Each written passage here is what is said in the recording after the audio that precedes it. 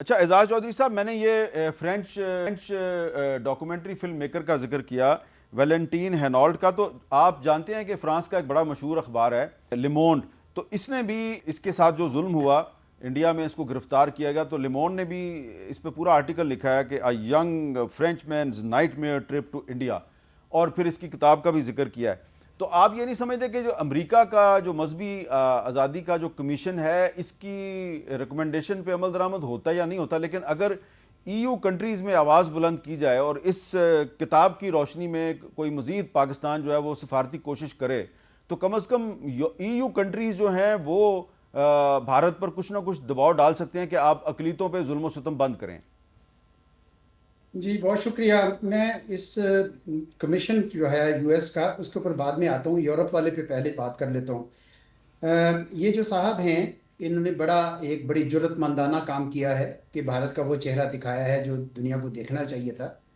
और लेकिन साथ ही साथ फ्रांस से एक और पॉलिटिकल साइंटिस्ट हैं, जेफर लॉ साहब जो हैं। जी आपने शायद उनकी किताबें देखी हों। उन्होंने बहुत सारी किताबें लिखी हैं। इंडिया में तो अब उनको बहुत नापसंद किया जाता है। उन्होंने स्टैटिस्टिक्स से साबित किया है कि भारत में जो मुसलमान हैं वो 15 से 19% हैं, जबकि उनकी किसी भी वॉक ऑफ लाइफ में, सिविल सर्विसेज हो, पुलिस हो, पार्लियामेंट हो, 4 to 5% से ज्यादा रिप्रेजेंटेशन नहीं है।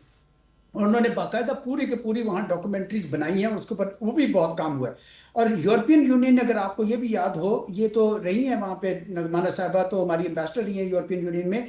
2020 में ईयू डिस इन्फो लैब ने बाकायदा बताया एक्सपोज कि किया था। किस तरीके से 15 साल इंडिया ने कोई 750 फेक मीडिया आउटलेट्स के जरिए 116 मुल्कों में पाकिस्तान के लिए बदनामी की।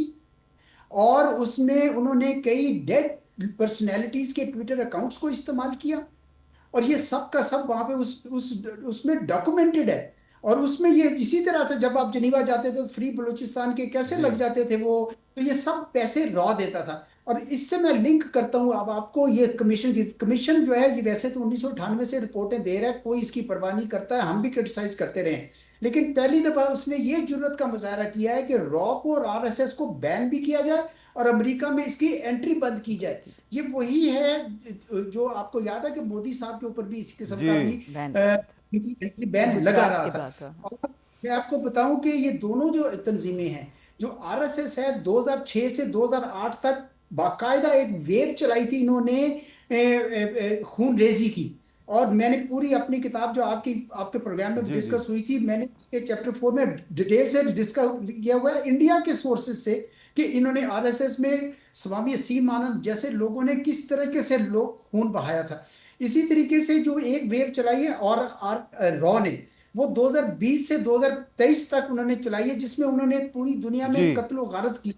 और वहां पे पाकिस्तान में भी टारगेट किलिंग्स की हैं, कनाडा और अमेरिका में भी। और ऑस्ट्रेलिया ने 2020 में इनकी नेस्ट ऑफ स्पाइस कह के बंद कर दिया था। जी और कतर में भी इनके 8 नेवल जी ऑफिसर्स को पकड़ा था। एजाज साहब, मेरा टाइम खत्म हो रहा है। बहुत बहुत शुक्रिया आपका। ठीक। नगमाना हाशमी साहब, आपका भी बहुत बहुत शुक्रिया। हम कर रहे हैं कि ये जो ईरान के खिलाफ जंग है, इसके बाद इंटरनेशनल लॉ की अहमियत ख़त्म हो गई है। तो ये जो अब इंडिया के खिलाफ एक चार्जशीट अमेरिका से आई है, इसकी अहमियत उसी वक्त उजागर हो सकती है जब इंटरनेशनल लॉ जो है उसकी अहमियत में भी इजाफा होगा। तो इसके लिए अब पाकिस्तान जो है उसको एक भरपूर किस्म की एक डिप्लोमेटिक एफर्ट करने की ज़रूरत है। उसके बगैर हम ये जो अमरीकी कमीशन बराए मजहबी आज़ादी है, इसकी जो रिकमेंडेशन है उस पर अमल दरामद नहीं करवा सकते।